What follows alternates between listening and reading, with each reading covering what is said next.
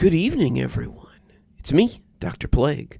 We talk a lot about horror on this channel, but the real horror out there is how easy it is for your data to fall in the hands of disreputable people. That's why today's video is sponsored by Aura.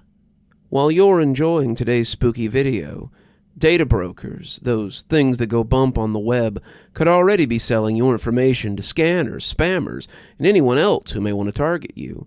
Your full name, email, home address, your health records, your relatives, they could all be out there. That's why I've been using Aura. Aura shows me which data brokers are selling my information and automatically submits opt-out requests, just for me. It was simple to use and very intuitive, and I had barely gotten out of the setup process, and it was already blocking over 20 data broker requests on my behalf. Aura protects your passwords, your banking information, everything you need for day-to-day online life. Cleaning up my information not only helps reduce the amount of spam I get, but it also protects me from hackers who could use my information to help them access my social media accounts, bank accounts, other sensitive information. Things like a certain YouTube channel that you all enjoy listening to so much. Aura also does much more to protect me and my family from online threats, the kind you can't see. It comes with other features like antivirus, VPN, password management, parental controls, identity theft insurance, and more, without having to download several different apps. It really is just that easy to set up, and best of all, I get everything at one affordable price. I hear you saying, but Dr. Plague, I have one or two of these tools already. But, dear readers, not having Aura is like locking the front door and leaving the back door wide open. Readers of my fine tales can tell you why that never ends well. Aura is always on, doing the hard work of keeping me safe so I can focus on other tasks like finishing my latest book or uploading my most recent video. I value my privacy, and I know you value yours. You can go to Aura.com, that's AURA.com, to start your 2-week free trial. You can also check out the link below and start your free trial with Aura. So why not give Aura a try and protect yourself from the real monsters out there? There's nothing to do in my town. If the internet had never been invented, I would have gotten stuck hanging out at the local coffee shop, desperate to fill my time. I have access to unlimited entertainment and information at my fingertips, and yet I still can't find answers about what happened last summer. I'm more of an indoor person.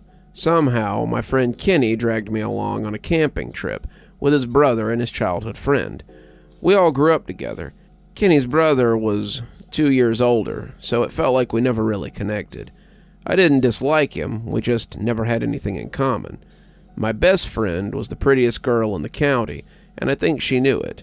I had been in love with her since I was 13, but I'd never admitted it to her. I know the moment I did, our relationship would change. I was scared she might reject my feelings or accept them. Just being friends suited me just fine. The only way to get me outside was if Mia was going to be there. I think Kenny and Darren knew that. If I refused to go on the camping trip, they asked Mia to come along, and they told me she would be with us. I hated how easily they played me. It was a hot day. All of us were sweating by the time we arrived at the campsite. "Can we set up the tent after?" Kenny said, as he let the bags drop from his shoulders. "No, let's get it done now, or else we won't get it done in time," I told him, no matter how much I wanted to put it off. I knew him. The last trip he and his brother took, they were too lazy to set up the tent and just slept outside in their sleeping bags. They came back home covered in bug bites.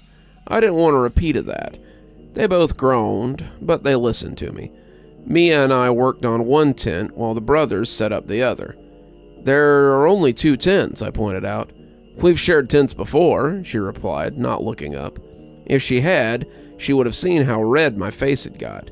At least, I could blame the sunny weather for my flushed cheeks. Kenny decided to toss a full water bottle at Darren, but missed. It hit me upside the back of the head, and I needed to go over then and roughhouse for a little bit. Mia crossed her arms, amused by us. I got my butt handed to me, like always. As I got back up off the ground from the play fight, I noticed something white flash between the trees. I was about to mention it, but the color was gone as fast as I noticed it. We had picked a campsite that wasn't that popular with the locals, but that didn't mean there wasn't anyone else in the woods. We finally got the campsite set up, tents ready, food put away in case any animals, and the firewood gathered. Once that was all set, we started to head down the path that led to the lake. We all had earned a long swim.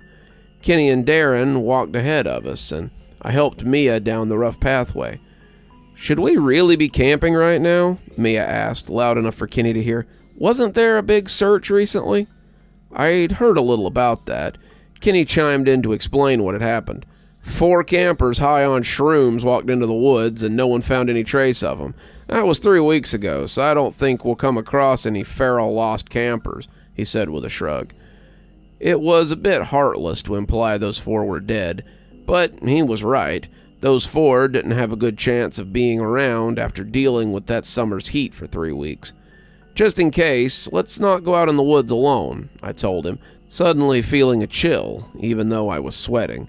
"Is that your fetish? You like to watch us pee?" Kenny teased. "I think it's number 2s. No free shows," Darren added. "Kinda weird how fast you guys thought of that. Almost like it was on your mind," I replied. I've dealt with these guys for years. I expected the dumbest thing to come out of their mouths. Mia giggled at us, and I wondered why she put up with these morons. The lake wasn't as cold as I had hoped. The water was nice, and it did help with the heat, but I almost wished I was at home with the AC on full blast. When I saw Mia in her black one-piece swimsuit and trunks, the thought of AC went out of my mind. I kept forcing my eyes away from her, so she didn't know how much of a creep I was. I really needed to get a grip on myself, though. "Hey, do you see that?" I asked Kenny when he swam over to me. He wrapped an arm around my neck and playfully drugged me under, but stopped when I spoke up. He followed my line of sight into the woods, trying to spot what I was staring at. "Is that a person?" he asked, squinting. Soon, Darren and Mia were looking in the same direction. A white shape was between 2 trees on the other side of the lake. It didn't look like a person, but it was impossible to tell at that distance. It was too still to be a person, yet it didn't sway in the breeze as if it was a discarded shirt or some trash. "Let's go see," Kenny said, as he let go of my neck. He started to swim away, and Mia came up next to me. "What do you think it is?" she asked. When I'd taken my eyes off the tree and to her, the white object moved. Kenny stopped swimming when he realized what he'd been looking at was gone. "Probably some old pervert watching a tasty little thing swim around shirtless," Kenny said with a splash. "He's implying the old pervert is watching you," Derek finished with a smile. I slapped water in his face. Soon the white shape had been forgotten as we got into a water fight.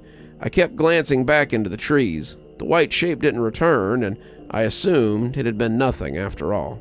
We started heading back to the campsite when the sky started to turn orange.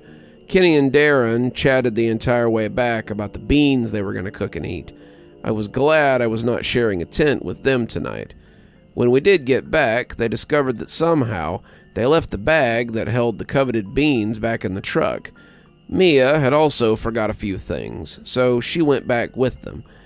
I didn't feel like walking, so I volunteered to stay behind and get the fire started. They'd been gone about 5 minutes when I heard Kenny's voice again off in the distance. Oddly enough, it wasn't in the direction they left in. "You forget something?" I called out. His voice came again, but I couldn't make out the words. It was coming from the direction of the lake, but he would have needed to walk through the campsite to be on that path. I stood up, straining to listen, calling out his name as I took a few steps closer to the path heading to the lake. "Kenny, stop fooling around," I shouted, my voice echoing through the trees. Did he take the long way around just to scare me? No, he hadn't been gone that long for him to be that far out. I took another step closer, but stopped. This felt wrong. After those 4 people got lost in the woods, I decided I didn't want to go down a path alone. I went back to setting up the fire and getting dinner ready. If Kenny was playing a prank, then he would get bored and come back. Oddly enough, my 3 friends came back together. "Did you see any other cars around?" I asked, wondering if they had just been another camper out there that sounded like Kenny. "No, it's just us. Why?" Mia asked, catching on that something was bothering me. "I heard something while you guys were out. It sounded like a human, but it's hard to say." Now I was doubting myself, but that really sounded like a voice. Or was it just too far away to tell? "Probably a bird. Some of those loons or whatever they're called sound spooky," Darren said with a shrug. He went out camping here pretty often. I accepted that he knew what he was talking about and dismissed my concern. We settled down to eat. The brothers gladly ate cans of beans as Mia and I stuck to our hot dogs. The brothers also lit up an after-dinner treat. I didn't smoke, but Mia did on occasions. She passed that night. I think she didn't want to bring the smell into the shared tent.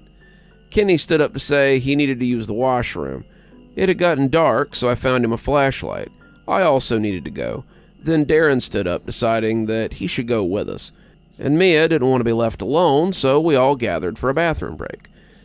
It was a bit hard to focus on the task at hand, knowing Mia was so close by.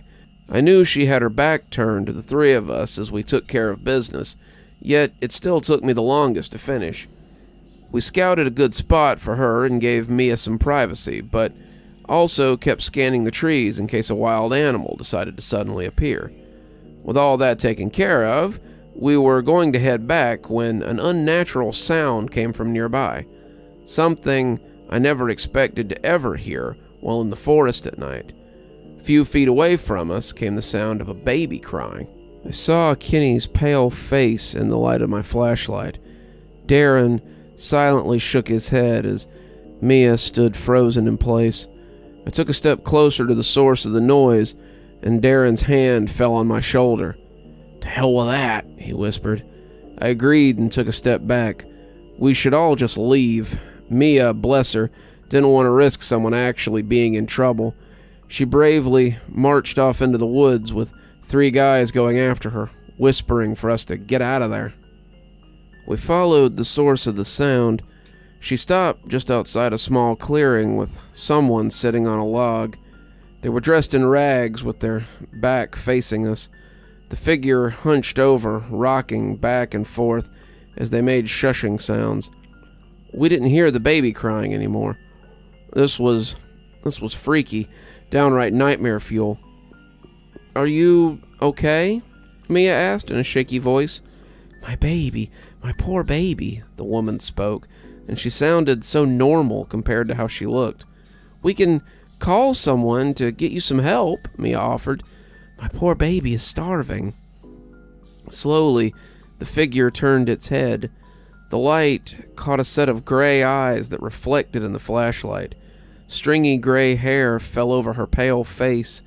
At first, the expression was blank. Then the face transformed into something distorted and monstrous. Kenny and Darren were screaming before the creature stood up. They bolted, leaving Mia and me behind. I grabbed her wrist, forcing her to run as the pale creature screeched. It got on all fours to easily cross the clearing to reach us. It jumped into the air, mouth open and bony, clawed hands outstretched. I pulled Mia out of the way just in time.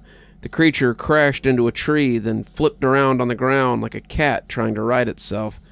We started running again. Mia's legs shook so much I ended up grabbing her around the waist to just drag her along behind me. To my horror, the monster kept coming for us. I needed to fight back. I let go of her long enough to find a hefty stick to use as a weapon. That was a mistake, although I'm not sure if we had any chance of getting away unscathed. The pale creature came down on Mia, biting down on her hand. She screamed and kicked to get the thing away from her. I slammed the branch as hard as I could on the monster's face. It screeched and released my best friend. I kept hitting it, but I think I was just pissing it off. Just as it was about to go into a counterattack, a whistle came from somewhere. For some reason, the creature suddenly got on all fours, a look of distress on its face. It turned tail and darted back into the woods. To my horror, I saw another pale figure between the trees, also take off running on all fours. I didn't care about the reason why they were leaving, only that we were safe for now. "How bad is it?" I said to Mia, turning all my attention on her. She shook her head with tears in her eyes. The bite wasn't as deep as I had thought. We had a first aid kit at camp. I took hold of her again and got us moving. I didn't hear Kenny or Darren, even though they left us behind. I hoped they were safe. "It'll be all right. We'll get out of here. Do you have your phone?" I asked as we kept moving. She shook her head. I hadn't grabbed mine either. Sure, we were smart enough to go in a group, but we hadn't done anything intelligent after that. An odd whistling sound came through the trees. The strange melody chilled me to the core. Mia started to tug at my arm as we walked away from the whistling. I glanced over her shoulder and saw flashes of white darting around the branches above us. As much as I hated the whistling, going in that direction seemed like the better option. Mia protested a little when I pulled on her arm to get moving. I didn't want to scare her by telling her that the creatures were stalking us in the trees. When I heard Kenny scream, I forgot about the threat we faced and ran in his direction. Hearing his voice was a good sign. I just hope we got to him in time. We stumbled into another clearing. I raised the flashlight I somehow still had. The beam of light landed on a stranger's face. His left eye reflected the light, but his right eye didn't. His head was slightly tilted, as if amused by my sudden appearance. My skin crawled, seeing such a pleased face after a terrifying encounter beforehand. Kenny was on the ground, breathing heavily, with the man's foot on his chest. He also had a bite taken out of his arm that was freely bleeding. For a moment, it appeared he had a crossbow bolt sticking out of his chest. I soon realized the bolt was stuck inside a pale monster beside him. I didn't see it first. The stranger had a hunter's bow attached to his arm, loaded and ready to shoot. "What did you do to Kenny, and where's Darren?" I demanded with a trembling voice. The man licked his lips and lifted his foot off of Kenny's chest. He brushed the strands of dirty brown hair from his face, only to have it fall back down. "I just saved this one from being a midnight snack, and I sent the other one down the trail. He might not reach the end alone, though," the stranger said, ending his sentence with a raspy laugh. He sounded as if he smoked a pack a day for most of his life. I didn't trust the guy. Mia tightened her grip on my arm, showing she felt the same way. "Two of you got bitten tonight. Bites can turn people into those things. The infected ones won't be able to stand the whistling." After the man spoke, he started whistling in a way that didn't sound human. It was as if a songbird was trying to imitate a man-made instrument. I hadn't been bitten that night, yet the noise put me on edge. Kenny recovered enough to scramble away from the stranger. Mia didn't react, aside from appearing as nervous as she did when she first stumbled onto the scene. Finally, the man finished whistling and then studied us all very carefully. He raised the crossbow and rested it against his shoulder. "The trail is just past those two trees. You kids better get going." A weight had been lifted off my chest. Aside from some minor injuries and a few scars, we were free to leave. Kenny was the first to get up. His legs shook as he tried to walk towards where we had been directed. Mia and I walked past the man, feeling his eyes on us. All the stress from the night came back as he gave us his unseen, judging stare. I thought we were in the clear when a sharp whistle came again. It was sudden, and I jumped. Mia did as well. I turned around to comfort her, and what I saw caused my entire world to come crumbling down. Her face changed. The person I'd cared for so deeply and for so long looked nothing like her. In her shock, she dropped her mask to let a contorted version of herself show through. When she realized her cover had been blown, her mouth grew wide and was suddenly filled with countless sharp teeth. She wanted to take my head off, but a quick shot from the crossbow stopped her. A bolt went through her cheek, shattering her teeth. She screamed, thrashing around, before the man shot her again. She ripped the bolt from her face and jumped backwards. Mia landed on all fours, snarling with a blood-filled mouth. To my horror, a ripping sound came as she sprouted massive bat wings. Her hands became claws, and her face transformed into something so far from human that I almost doubted she had once been the friend I cared for. In a flash, she launched herself into the treetops, joining the other white creatures that watched the scene at a distance. It took me a long time to realize the stranger started to drag me away. My brain was so numb from the shock, I didn't remember how long we walked on the trail, or what anyone said to me most of the way back. I knew the man was whistling again, and I snapped, wanting the noise to end. He stopped for a few minutes, then I realized the noise was the only thing keeping the creatures away. He playfully started back up again as Kenny and I kept our heads forward, trying to ignore the horrors in the trees. Darren was waiting for us at the end of the trail at the outside of the woods. A lone police officer stood next to him, face as cold as steel. We stopped in front of them, unsure of what to say or how to explain ourselves. "Did you take care of the problem?" the officer said, sounding annoyed.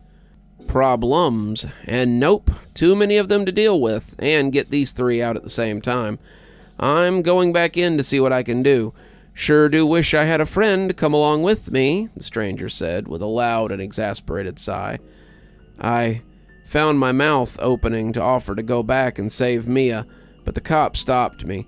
He saw 3 scared kids who would die if they tried to fight some monsters in the dark woods. "None of that. This is your job. Now go do it while I take care of my duties." The man shrugged again and pulled something out of his pocket. I expected it to be a pack of cigarettes, but he opened a small jar of dried cinnamon sticks. He tried to offer one to Kenny, who refused. I reached out and took one, not to start chewing on it like he did, but I needed something real from that night, or else my brain wouldn't believe it had happened. "This one's bit. Do you have anything for him?" the officer asked, and the stranger shook his head. Without warning, the cop pulled out a package of syringes with some sort of clear mystery fluid inside. Kenny didn't protest the shot. The officer then reached into his back pocket and pulled out 3 folded pieces of paper. "Sign these statements. The story is your friend got up in the middle of the night and got lost. We'll search for her tomorrow," the cop said, and handed us a sheet of paper. Darren looked disgusted, but he signed his name. Kenny needed some prodding to do the same. I refused, and it made the officer glower in my direction. "What if I tell a different story?" I threatened, ready to face whatever retaliation might happen.